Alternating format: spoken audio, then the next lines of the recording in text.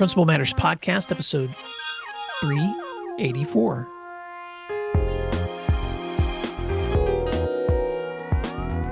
Hi, friends. This is Will Parker, host of Principal Matters, the school leaders podcast, where each week we bring you inspiring, innovative, and imaginative ideas. This week, I'm back with my co-host, Jen Schwanke, author of several great books, including the newest, The Principal's Guide to Conflict Management. And Jen Schwanke, this week, we're going to be talking about anticipate, analyze, and act as we continue conversations, as you are so generously letting us dive into some of the content of your new book. Welcome back to Principal Matters. What are some things that you're excited about as you think about the spring semester? And as you, well, by the time this recording comes out, we'll have already celebrated Valentine's Day, but it's kind of weird because we're pre-recording this, so I haven't actually had that day yet. But how are things going for you? Well, it's funny too, because February is always a dark time because it's so cold and dark and miserable. And I always make the mistake of thinking I'm going to wake up March 1st and there's going to be daffodils and robins flittering about the yard. So we still have some time before we get to spring, but I'm looking forward to spring. I always love the fresh start that comes in spring. Well, and I do want to give a quick shout out to some friends who live in your great state of Ohio, because February the 8th, I'm scheduled to be in Columbus working with Ohio School Sponsorship Program and some wonderful principals who I've been doing Grow Academies with, the masterminds with this past year. And so I know we're pre-recording this, Jen, but just a quick shout out to my friends there. And I always love coming into your wonderful state, although it's colder than mine. Yeah. So maybe someday I'll be up there in the summer. Yeah. Oh, you would love it. Ohio is wonderful in the summer, but don't tell anybody. Too many people are moving here. Oh, good to know. Okay. Okay. So let's swing back, because for Principal Matters listeners who listened to our previous episode together, we spent quite a bit of time with you walking through the motivation for your new book, Principal's Guide to Conflict Management, and kind of an overview of that. But I wanted to dig more deeply into the ideas of anticipating, analyzing, and acting, which is content from midway through your book. And so take us there for a few minutes, Jen, of as principals and leaders stepping into the hard work that they do every single day, why is it important for them to have those three words in mind? Right. So I'd like, if listeners, if you're driving to work listening to this, conjure up a circle in your mind. And in that circle are three steps: anticipate, analyze, and act. And when you think about this in terms of conflict, a circle implies it never ends. It's continuous, right? And so whenever a principal sees a conflict, or there is conflict bubbling up, they can enter the circle at any time. They could enter the circle with anticipating it. And by that, I mean, they might say, oh, there's trouble brewing here. Teachers and principals do this all the time with students. They see a conflict brewing and they move a student's desk, or they sit between two students, or they pull the student aside and say, hey, stop, let's let this go, right? Anticipating happens all the time. It's a little bit harder to see for principals when adults are bubbling toward conflict, but we can anticipate it. We can see if a parent is getting a little feisty about a teacher's protocols or practices, or we can see it if two colleagues aren't getting along. That's the anticipate part. And we could talk more about that in a minute. The next step is the analyze. And we talked about this in a previous podcast, Will, where we have to have patience and time to really think about why the conflict exists. And so when you learn about a conflict's antecedents and the effects, it allows for a deeper understanding of the why, but also a more disciplined response. So that is the act part of the circle, or excuse me, analyze part of the circle. And then the final step, and I don't want to say step, let me take that back. The final part of the circle is the act part. And what that means is you make a decision about what input is needed from you, whether you're going to facilitate, intervene, mediate, manage, ignore, whatever you're going to do, that's the action. And it's important to point out here, and I do this probably way too much in the book, I stress the idea that no action is an action. There are times that there is no action needed because something's going to work itself out, because the people involved, it was, they have managed it, they've figured it out. So action doesn't necessarily mean you go in and you fix things, right? Because sometimes awareness is an action, or ignoring is an action. And again, we do that often with students, but a little bit trickier when it's grown-ups involved. Okay, so let's pause and back up because I want to just, with your permission, Jen, to take a deep dive in each one of those areas for just a few minutes. And let's talk about anticipate for just a moment longer. Um, I have this funny analogy that I like to use when I think about teachers and principals who have done the work for a while, and I call it their Jedi power. Mm. And that is the ability to step into sometimes a hallway or a building or a commons area. And and I know veteran educators know exactly what I'm talking about. You know something's getting ready to happen before it happens. Yep. There's just so many times where I've been standing there going, okay, I just know something's getting ready to happen right over there by that classroom, and I'm going to walk that direction. And sure enough, I'm stepping in right before or as a conflict erupts or whatever. And so part of that I think is instinctive. Part of that I think is learned.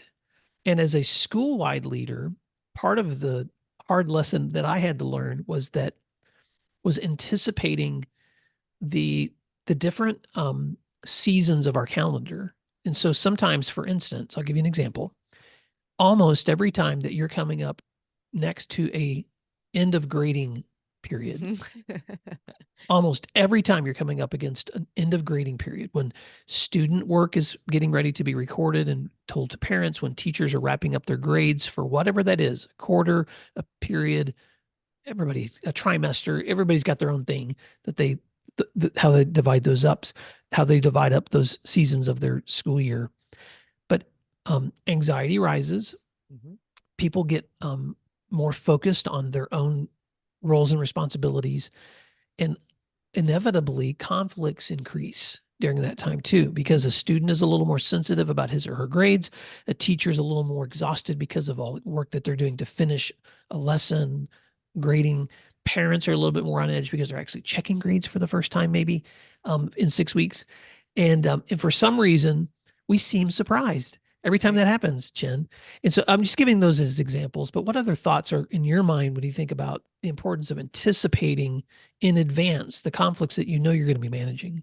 Right. I think you've hit on something really important. There are certain things that if we don't anticipate them, then that's on us, right? If you have, for example, I'm just making this up, but elementary schools, let's say you have 400 kids out on the playground at one time. If you didn't anticipate some kid's going to run into another kid and crack his head open and need stitches, then well, that's on you. Maybe you need to change the schedule so there's only a couple hundred kids on the playground at once. Or let's say your fire drill protocol in your building is everybody exits out one door. Well, you're going to have slow exit times, right? So there's things that you absolutely need to be able to anticipate. And then there are times where it's only in retrospect that you think, wow, I wish I'd have seen that coming. So let's say you non renew a teacher's contract and you think, well, that was good. Now we're going to move on. Well, here comes a lawsuit, say. And you might think, oh my gosh, I didn't see that coming. Well, maybe you should have thought that through. And that isn't to be, I'm not trying to be obnoxious about that, but I think it's very healthy to take time to anticipate potential outcomes. That isn't to say you obsess about it or say, okay, let's think of all 50 things that might happen because of as a result of this decision. But you might say, okay, what are some negative outcomes that might come out of this? Let's just think that through, right? So anticipating allows you to step in and proactively address conflicts before they become bigger problems. Um, a good example would be if you have a couple of teachers who from the past didn't work so well together.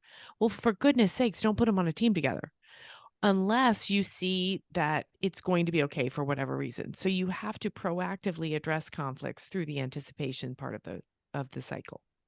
Let me offer a few other examples, Jen, too. And these are all learned from hard experience because you and I both know that these are things that looking back, you can figure out what did I not see coming. Uh, student discipline, for instance. Mhm. Sometimes you have an interaction with a student that only may require a couple of seconds of correction and movement, but sometimes you have an interaction with a student that, from their perspective, was a pretty big deal, Yes. especially if you had to call them down to your office, or especially if you had to pull them out of class.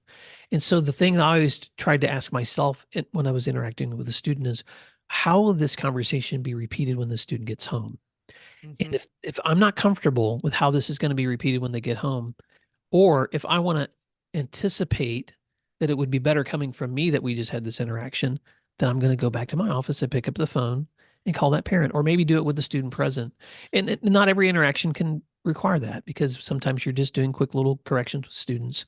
But secondary example, for instance, if we had, for instance, a situation on campus, there were times where we would contract with an organization through our security or through our police that would come in, and they would bring drug dogs, to walk the campus. Well, if that dog had stopped and hit on a student vehicle, for instance, and we had to pull that student out of class and look through their vehicle, a lot of times we found nothing. But if my thought at that moment was, well, we found nothing, so that student should be okay, that's an experience where that student's parent needs to be contacted Yes. and told, because that is a novel experience for that child, who probably will never experience that again in their life.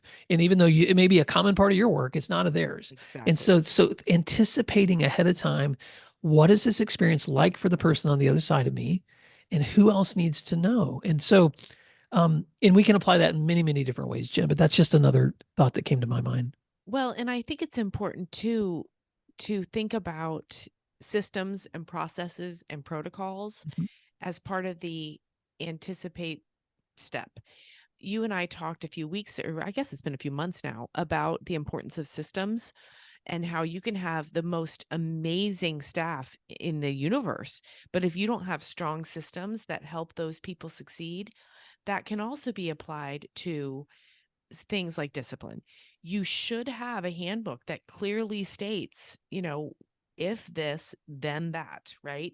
Because those systems, processes, and protocols will help you when you see an anticipated problem coming. Say, okay, well, what's my reaction going to be? How is it going to be a fair, equitable, and applicable response to this conflict?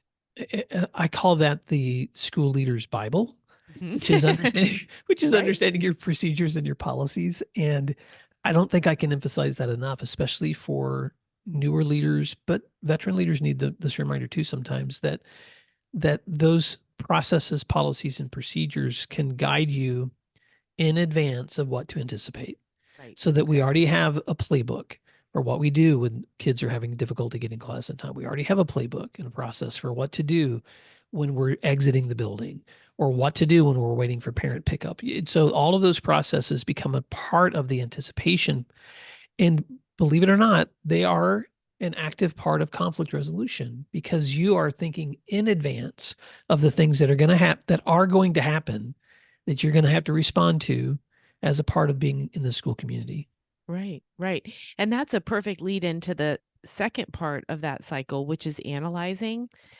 And when you learn, when you hear of a conflict, or a conflict crosses your desk, it's so easy to jump to a conclusion. Oh my gosh, it's so easy, because you might say to yourself, "Oh, I know that kid. He's the one at fault, right? Oh, it's sixth time he's been sent to the office this year." It's so easy to jump to a conclusion. And this is where I always had to discipline myself to pause and say, wait, wait, wait, think about this. Everybody needs due process, right? And I'm not just talking about discipline, but I'm talking about any sort of conflict. Everybody deserves a chance to be understood and to have the response be appropriate for everyone involved. And so I think it's important that we check our own mindsets and make sure that we are analyzing in a fair and thorough way when there's a conflict that comes across their desk. And I'm sure you've got stories about that, Will, where as a principal, you thought, okay, wait, I better stop and think about this, ask some more questions. Let's take a moment to thank our sponsors, and then we'll be right back. Everyone talks about the power of data-driven instruction, but what does that actually look like?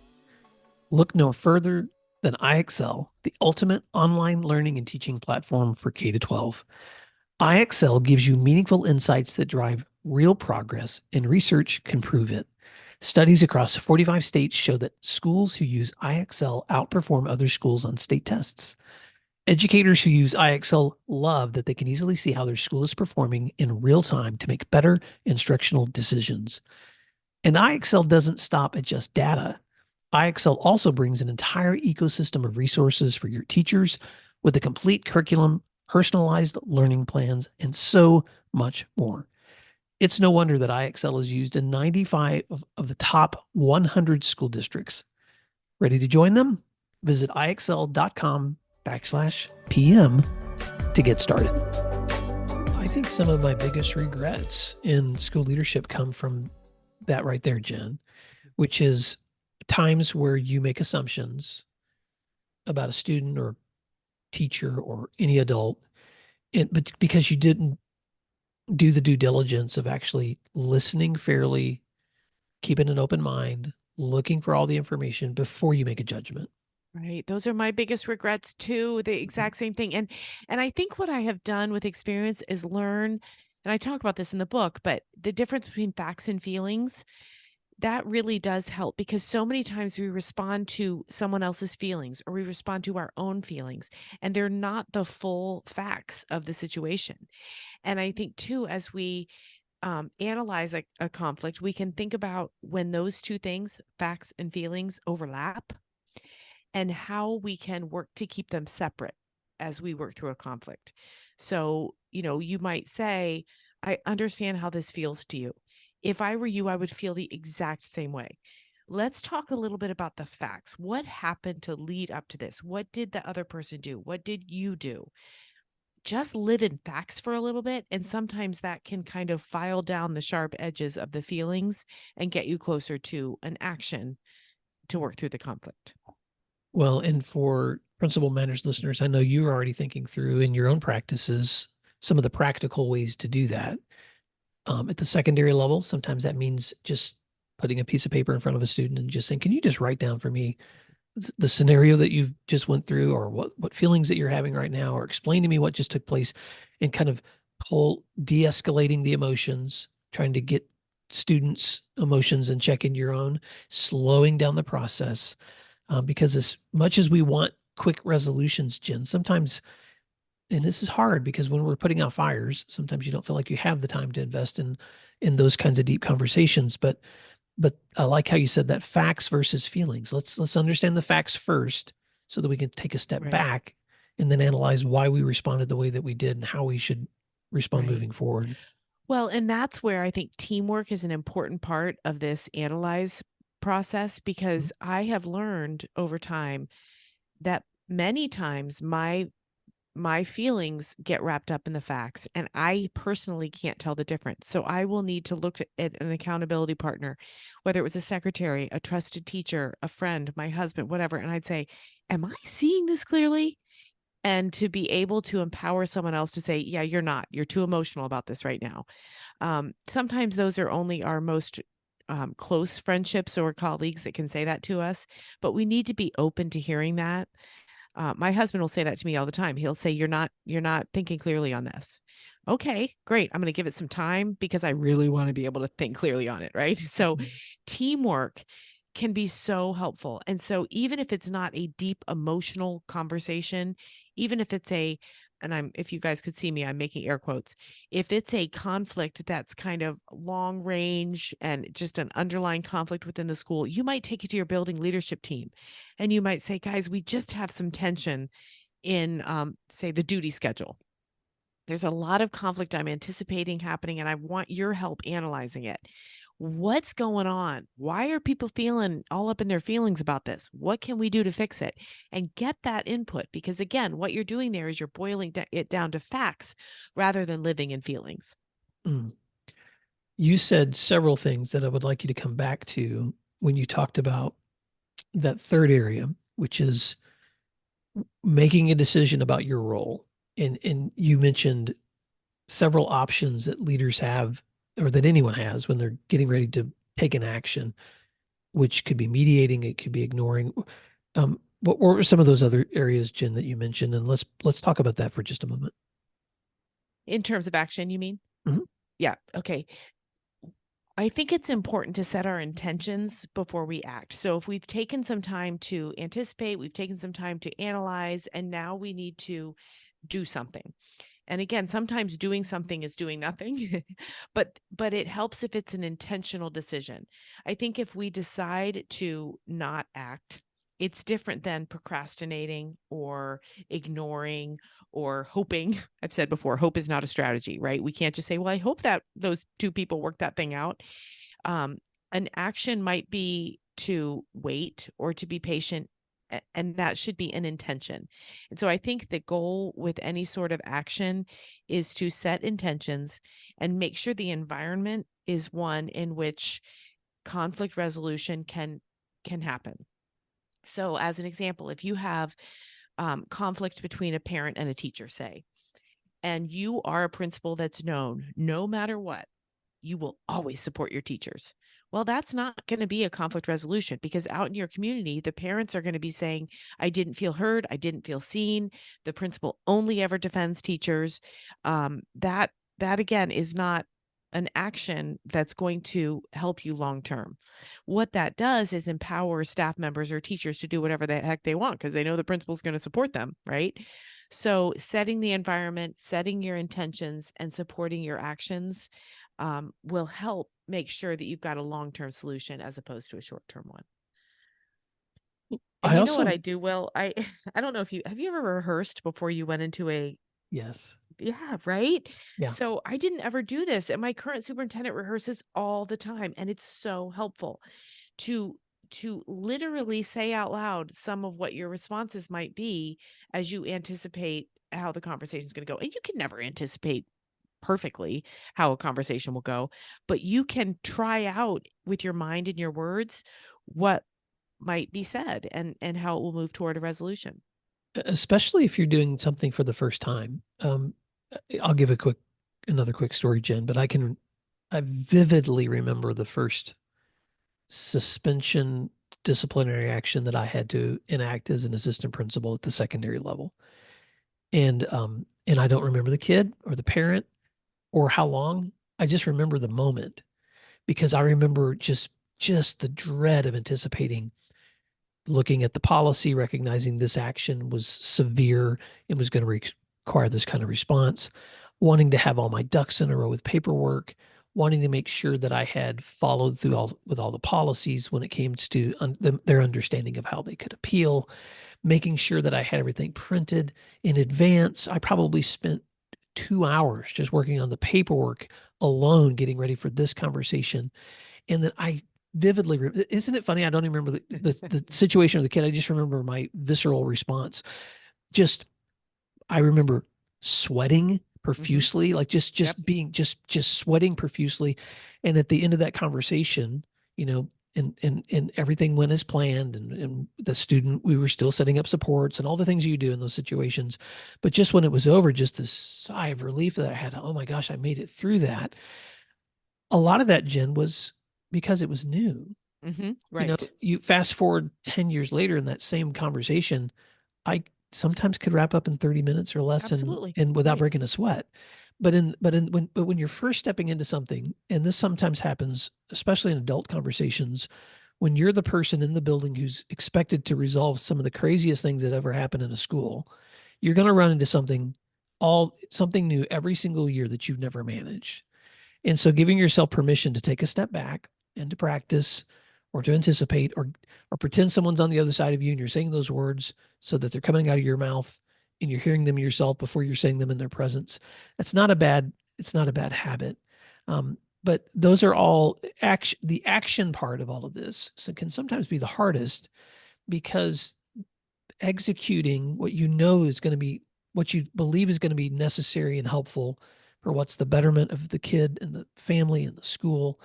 Um, Getting those words out, saying that and doing that work can sometimes be really hard. And so I don't ever want us in this work that we do, Jen, to forget how hard it is to resolve conflict. And even when you build some muscles in that regard, there's always going to be something you're going to step into Right. that's going to be a new conflict that you've never Right. embraced before. Well, and let's talk about the elephant in the room here. A lot of times principals have to step in and mediate a conflict. And so they listen to side A, they listen to side B, they validate, um they move toward resolution. And everybody leaves and everybody's mad at the principal, right? And the principal's like, "What? Anything. I was the one trying to help you solve it," because people project, or there's a little cognitive dissonance where they make it about something else. And that's the hardest part, I think, as a principal. This is so incredibly difficult because good intentions don't necessarily translate into a feel good moment. Nobody's going to get together and all hug and say, "Well, thank goodness the principal was here to help us work that out." There's very few thanks. There's very few acknowledgments of a job well done. And so we have to, again, go back to those mindsets that we talked about in a previous episode and think about, okay, did you have confidence? Did you have empathy? Did you have poise? That's where your validation and your positive feedback comes, even if it's only internal. And I think too about, I want to say this one more time. I know I've said it a couple times.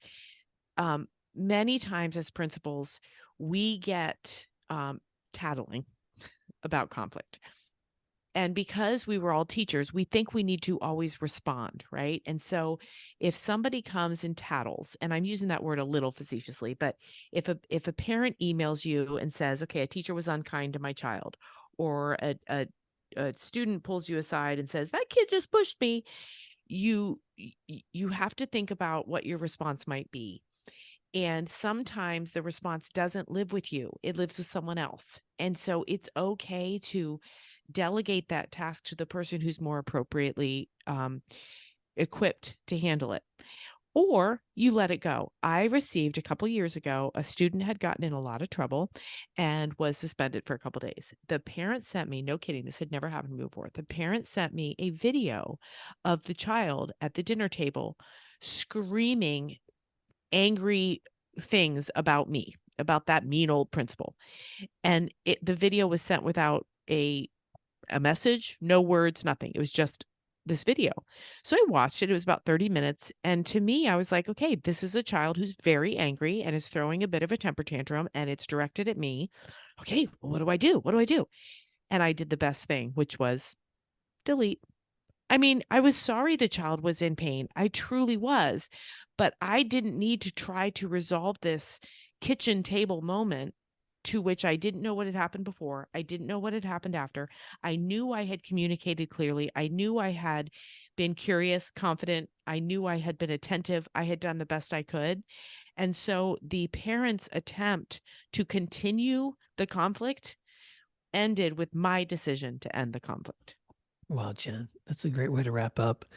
By the time that this recording comes out, I will have just turned 55, which means two things. One, my kids tell me I can get discounts at IHOP. And I'm two, coming to Oklahoma and I'm gonna buy you some pancakes at IHOP since you're such a bargain. and the second thing that means is that now I have an excuse for telling the same old stories again and again. And The so Alzheimer's kicking in, yeah, right? yeah. And so apologies to all my friends 55 plus out there who I just insulted and offended. We love you so much. But Jen, I want to wrap up with this story that I've told you before. But years ago, I had a friend. I was in a college resident advisor, and we had a scholarship program where at this college I attended, they required you to go through some leadership classes. And there was an older uh, dorm director at the time who I really respected. And he said this to me, and I've never forgotten it. And I've used it in my teaching and principal work, and I've used it in my trainings too. But he said, one day we were talking about how people misunderstand decisions you have to make sometimes when they don't have all the same information. Right. And he said, well, I call that the other side of the moon. Mm. When you look at the moon, you only see one side, no matter where you are on the planet. The only way you see the other side is to get in a spaceship or send a satellite to the other side of the moon. But in leadership, you get to see more of the moon than a lot of other people. Sometimes you're privy to conversations no one else ever hears. Right. You're in the room when those conversations happen that cannot be repeated anywhere else. You know both the story of the person who's brought the complaint and the person who's being accused. You know the policies that restrict you and allow you to move forward or don't allow you to do certain things. And not everyone else gets to see the other side of the moon. Right. And so that truth then allows you to do two things. One, it allows you to stop being so upset with the people who misunderstand, because they don't always get the same information, and you Right. can give them as much information as you are allowed, but they'll never be able to be allowed all the information you had. And that's just okay. It's Right. okay. And the second thing, it gives you permission to not be so hard on yourself, Right. because you make the best decision with the information that you have in front of you. And then you move forward knowing that some people are still going to misjudge you. And Right. so this book, The Principal's Guide to Conflict Management by Jen Schwanke, is going to help you understand the importance of anticipating, analyzing, and acting. But it also, I think it's important for you to not expect that you're going to make everybody happy, that you're ever going to do it all right, or that you're going to ever get to a point where you don't make a mistake. And that's so hard for leaders, because that's my, my ultimate goal is to get to that place where I'm just, not making mistakes. But Right. You're that's perfect.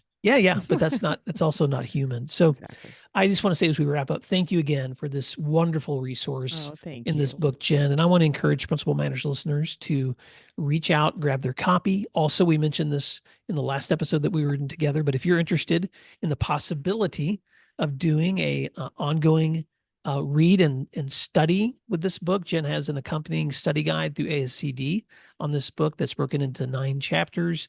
If that's something that you think would be interesting to do with Jen or Jen and me together, we're thinking about offering an opportunity for that to happen for listeners.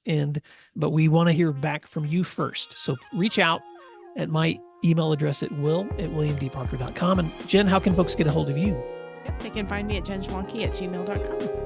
Well, until next time, Jen Schwanke, thank you for all that you do in helping leaders. Principal Matters listeners, thank you for doing what matters. And we'll talk to you again next week. Thank you, everyone. Talk soon. You'll find free resources like this one at williamdparker.com. Subscribe for our free weekly newsletter, which contains bonus material, and also check out the links for Grow Academies, Masterminds, Executive Coaching, and Keynote presentations from my books, as well as from Principal Matters Associates. You can find out more under our speakers tab at williamdparker.com. Thank you for learning together, and thank you for doing what matters.